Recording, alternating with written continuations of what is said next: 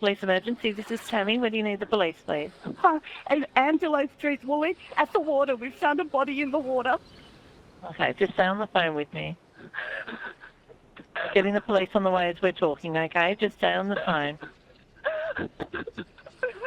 You don't know who this person is? No? My husband's still sitting holding my gun. So his body is floating upside down in the water. I think it's a young woman. A young woman? Yeah, maybe like 20. Yeah. She's a young girl. Yeah. I'm just still sick for her family. I've got teenage daughters. Christine Byrd and her husband had just put their kayaks in for a quick Sunday morning paddle around the Sydney waterways when they came across a woman's body.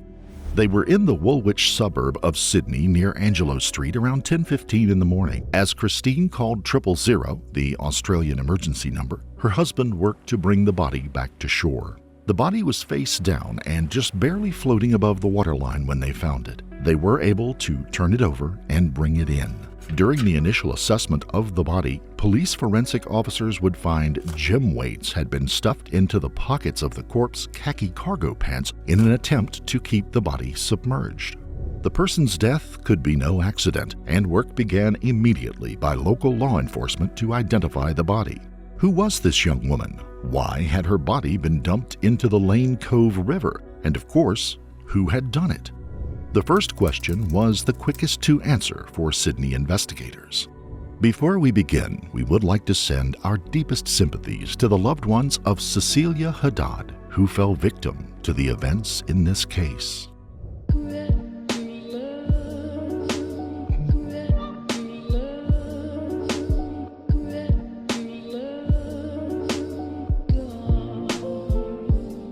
Cecilia Haddad was a 38-year-old Brazilian native who had immigrated to Australia years earlier to work for the Billiton BHP, a major mining concern. In 2016, she had come to the country and settled in Perth in Western Australia. There, she quickly made friends among the sizable number of Brazilian immigrants. Australia has, in recent decades, welcomed immigrants from around the world to bolster its workforce as their economy grew at a rapid pace. The first wave of Brazilian immigrants came in the mid-1970s, attracted by economic conditions created by the government assistance scheme. 2 decades later, as Brazil's economy grew and they became more involved in international trade, another wave of immigrants came to Australia, many seeking education and opportunities to leverage their language skills in the job market. Cecilia was a graduate of the Pontifical Catholic University of Rio de Janeiro and held both bachelor's and master's degrees. She was fluent in Portuguese, Spanish, and English, and was a natural when it came to business. She would go on to receive additional accreditations from the Melbourne Business School and the University of Tasmania after arriving in Australia.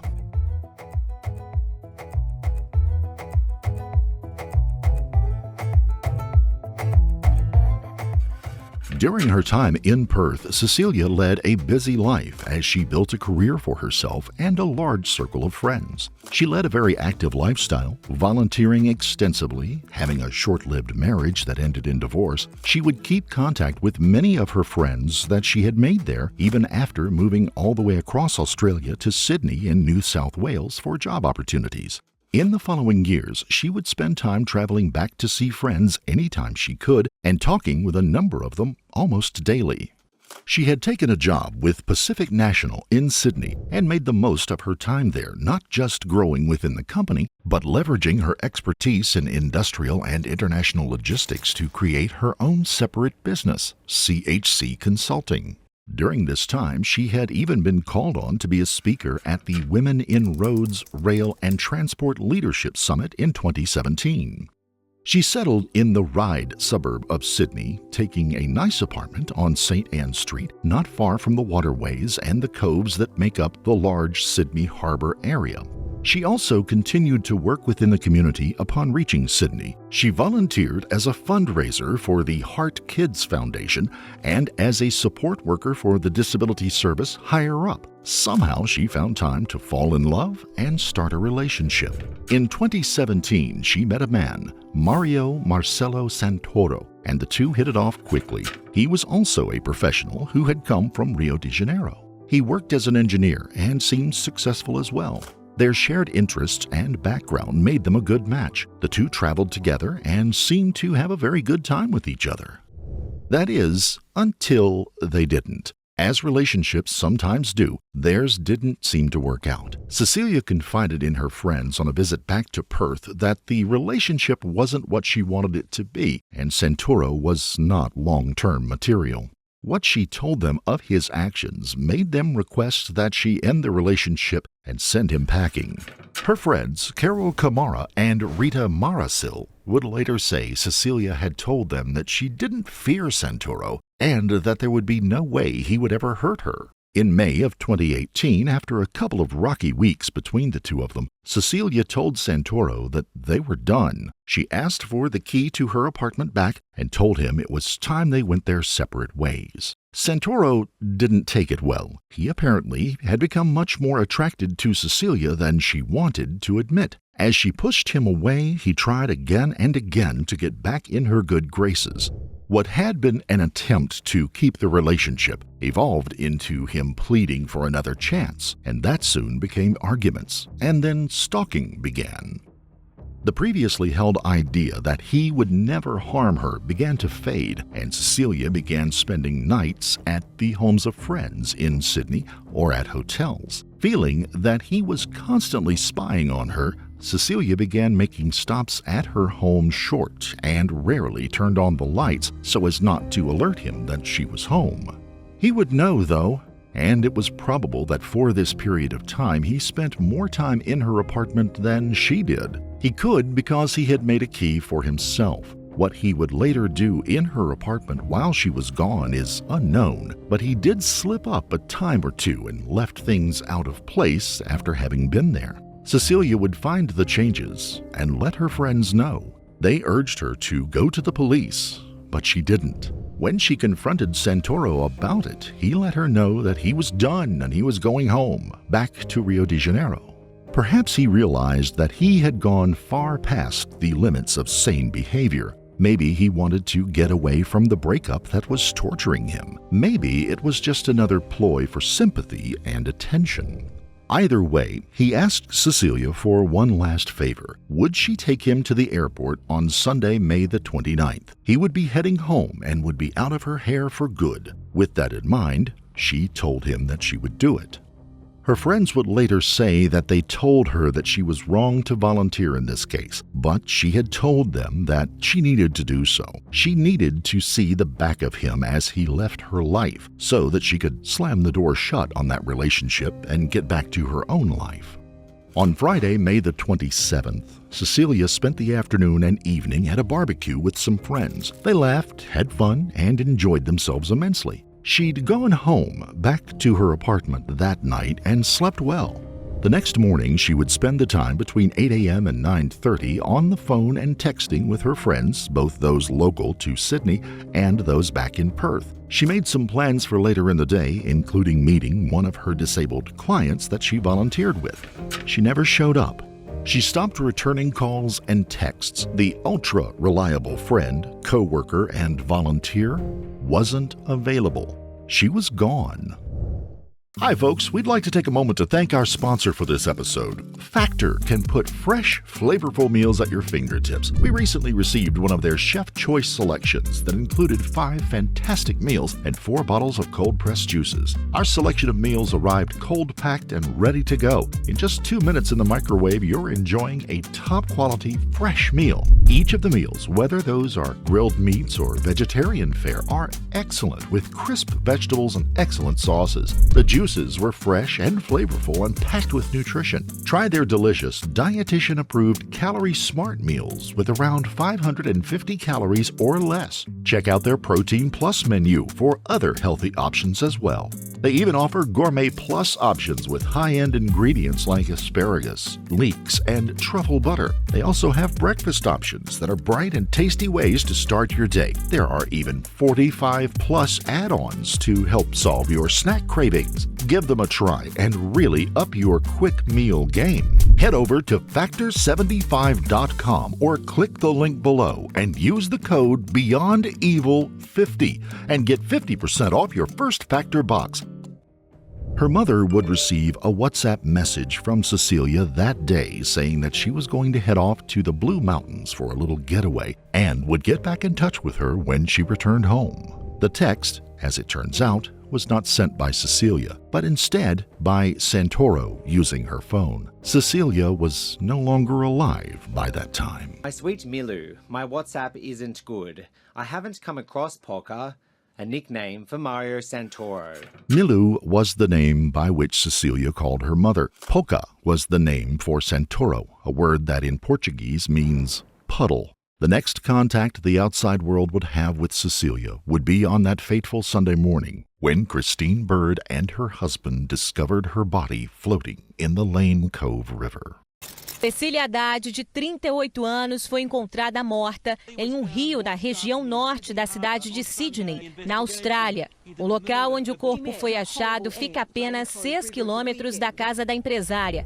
The body was recovered and a murder investigation began immediately, led by the New South Wales police detectives John Edwards and Hannah Baker.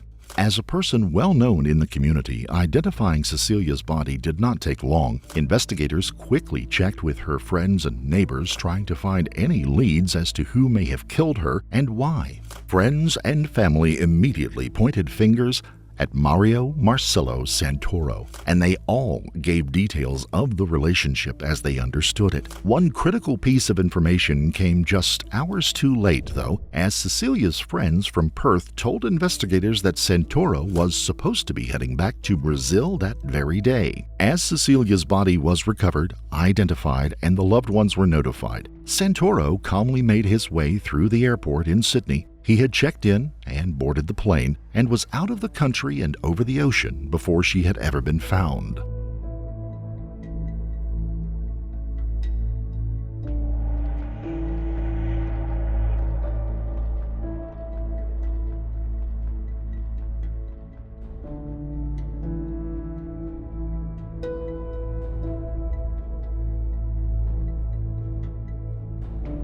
This created an immensely difficult dilemma for Australian police. Had Santoro been in Australia, they simply could have arrested him and brought him in for questioning as their investigation developed. Once he was out of their jurisdiction, there wasn't an immediate course of action for them to take. Time and distance would shield Santoro for a while. Further complicating matters was one particular article in the Brazilian Constitution. While many nations hold permanent extradition treaties between each other or have provisions to create temporary ones, Brazil's constitution specifically forbids it from extraditing anyone to another country under any circumstances. After World War II, a number of accused war criminals made use of that provision to avoid prosecution. Santoro would benefit from this to a degree, but some would argue that in the end it would make things worse for him. While Brazil won't extradite, they will arrest and prosecute accused criminals on behalf of another nation in these situations. But the case must be made in Brazilian courts. Australian police detectives Edwards and Baker knew they had to put together an airtight evidence packet to provide to Brazilian authorities. They went straight to work on it and pieced together a very solid bundle of evidence and testimonies. One of the first clues to what had happened that they were able to track down was Cecilia's very distinctive car, a red Fiat 300. It stood out when people saw it in the area and neighborhoods, and the neighbors were able to remember seeing it at the apartment on Saturday morning, but not later in the evening. And after police had been informed of the WhatsApp message about heading to the Blue Mountains, it was just a short leap to check the nearby West Ryde railway station, and the car was quickly found in the station's commuter parking lot.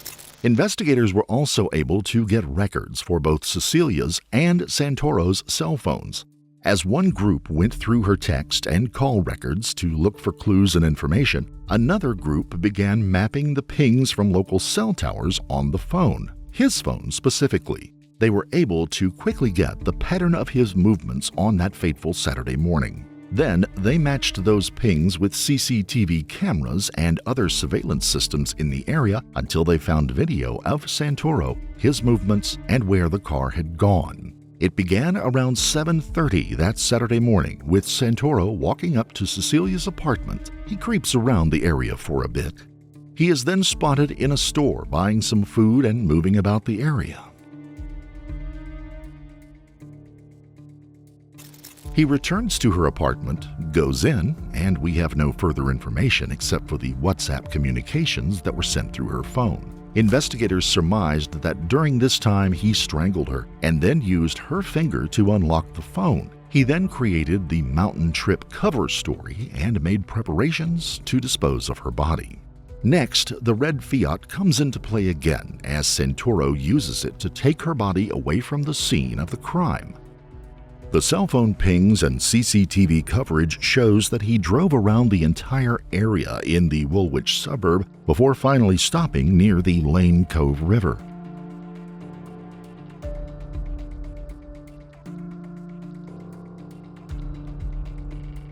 Footage would show him returning to the car just after dumping the body in the nearby river. His wet, bare footprints can even be seen briefly in the video. A pair of shoes owned by Santoro would be found at the riverside spot where he had disposed of her.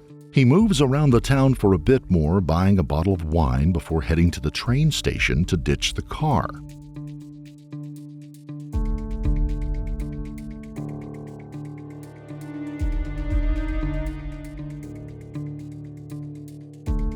He then walks back to the place where he had been staying. Unbeknownst to Santoro, there was a CCTV camera that had been installed to watch over the courtyard of the home that he had been staying in. It captures him removing his clothes right down to the underwear and then throwing them into a washing machine before turning in for the night. The next morning, the same CCTV system catches him leaving home, suitcase in hand. He hires an Uber to take him to the airport, and his getaway is almost complete. The Uber ride would end up being a very important part of this case. Using the video and checking with the ride-sharing company, they were able to identify which driver had picked him up. The driver had a very clear recollection of the man and his very unusual request. Santoro, he said, had asked him to cross over the Gladesville Bridge on the way to the airport. The bridge, which crosses the Parramatta River, rises some 148 feet above the water below and features 6 lanes for traffic and tall safety fences on either side of its length. As they got to the bridge, Santoro asked him to take the most left-hand lane in the road. He did, and as the vehicle got near the peak of the bridge, Santoro rolled down his window and threw something out and over the safety fence. When asked what he thought had been thrown out, the driver said it was keys, and he remarked on how good of a throw he was to get them above the safety fence. It would take police divers 3 weeks of searching under the bridge before they found the key set, not only the Fiat key that worked in her car, but also a very distinctive key fob souvenir from the Christ the Redeemer statue in Rio de Janeiro.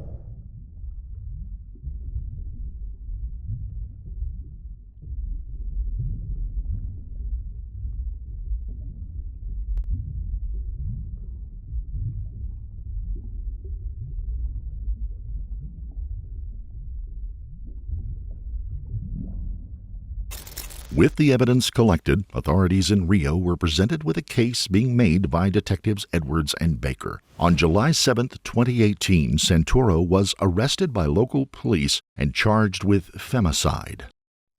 3 months after she was killed, Brazilian police arrested Marcelo Santoro and charged him with the murder of Cecilia Haddad. Take another 4 years before Santoro's trial was heard in June this year. Remarkably, over just 2 days. Santoro would be brought into court for pretrial motions. He pled innocent, and his attorneys settled into the long process of creating a defense for him. His attorneys argued first that Australian police had not at that time provided enough evidence to create a case for arresting the man, telling newscasters that the arrest itself was illegal. Cecilia Haddad was found floating in the Lane Cove River in April. This is the stack of evidence prosecutors hope will convict Mario Santoro of murder. His lawyers aren't convinced. We haven't received the evidence from Australia, so from a defence point of view, Mr Santoro has been wrongfully in prison. Judge Daniel Cotta felt differently and remanded Santoro over to await trial in jail. In the meantime, the Brazilian government weighed a request for alternative tactics that might allow Santoro to stand trial in Australia instead. While Santoro had been born in Rio de Janeiro, his passport was actually one issued from the country of Italy. It was argued that by that document it would be considered possible that Santoro was liable to have his Brazilian citizenship stripped away, along with its extradition protections. In the end, it was decided that while clever, such a move would set a precedent that would be at odds with the intent of the Brazilian Constitution. He would remain a Brazilian citizen subject to its laws and protections and would be tried in its courts. The decision probably made life much harder on Santoro, though, as he was sent for holding at the Benfica prison in Rio de Janeiro. A notoriously overcrowded prison, Benfica was the site of a 2004 prison riot that left some 30 inmates dead. As prisons in Brazil go, it had long been considered a hellhole. Santoro would spend almost 4 years in that prison before his case finally came to trial. The duo of Australian detectives were told that once the case came before a judge, trials moved quickly and they could expect a judgment to be made within 1 or 2 days after the testimony began. On the first attempt to start the trial, though, Santoro threw a monkey wrench into the proceedings by announcing that he had just fired his defense team. Shuffled in by armed guards to the front of Rio's federal court. It's been years since Australia has seen accused killer Marcelo Santoro, and today, dressed in casual clothes, he delivered a serious blow. Additional time would be needed to allow him to get a new defense team together. He was sent back to Benfica prison. Something must have happened there, and Santoro had a massive change of heart. He would speak with both his priest and some of the guards there, intimating that he might confess to the crime. On June 21st, Santoro was brought back into court for his trial. Cecilia's family and friends turned out, some wearing white T-shirts emblazoned with her photo on them. Some spoke to the media outside the courtroom. Others who still lived in Australia would testify before the court through video conference. Ela já tinha ajudado ele em tudo, não precisava ajudar em mais nada. Ela só queria ele fora do apartamento e ele não saiu do apartamento. Detectives Edwards and Packer would also take part in the trial. And then, during the first day of testimony, Santoro emotionally broke down and admitted to murdering Cecilia. Ele disse que estrangulou a ex-namorada no momento de transtorno. Arrependido. Foi assim que Marcelo se apresentou no tribunal. O engenheiro chorou durante o depoimento e pediu perdão à família de Cecília. Por isso que eu peço, eu sei que perdoar não faz esquecer, mas cura, entendeu? Cura. Apesar da confissão, Marcelo Santoro rebateu alegações feitas no júri. Negou que era sustentado pela vítima.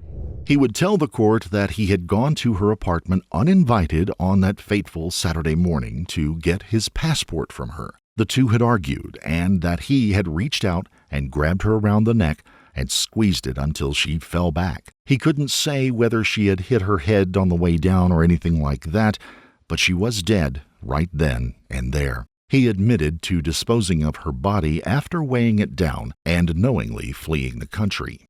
O engenheiro afirmou que ficou transtornado no meio da discussão e fugiu para o Brasil por não saber o que fazer.